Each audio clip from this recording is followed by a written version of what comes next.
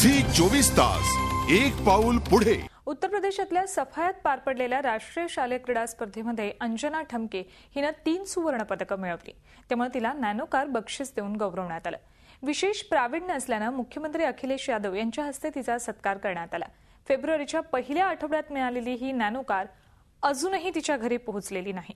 यासाठी लागणारे डिझेल आणि चालकाचा खर्च करण्यासाठी पैसे नसल्याने ही कार उत्तर प्रदेशातल्या आग्र्यात पडून आहे। फेब्रुवारीच्या पहिल्या आठवड्यात मिळालेली ही कार कुणी आणेल का असा अर्थप्रश्न सध्या विचारला जातोय। दरम्यान या संदर्भात अंजनाशी बातचीत केली आमचे प्रतिनिधी योगेश खरे यांनी।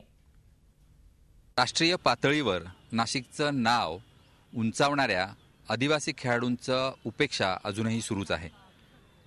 शालेय स्तरावर, राष्ट्रीय स्तरावर आणि आंतरराष्ट्रीय स्तरावर नाव चमकवल्यानंतर किंवा अनेक रेकॉर्ड केल्यानंतरही त्यांना जी काही मदत व्हायला हवी ती प्रॉपरली होत नाहीये।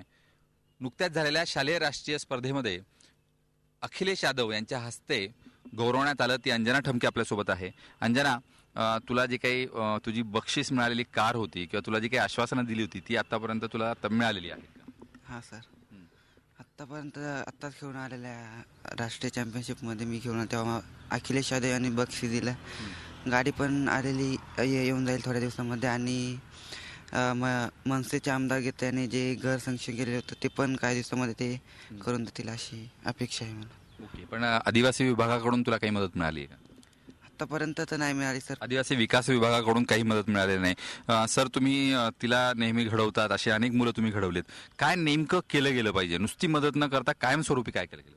सर, जैसा ये घर की बात है तो अपना गीते साहब जैसा अधिवेशन में भी जी वो करने वाले हैं, मेरी उनसे बात भी हुई है।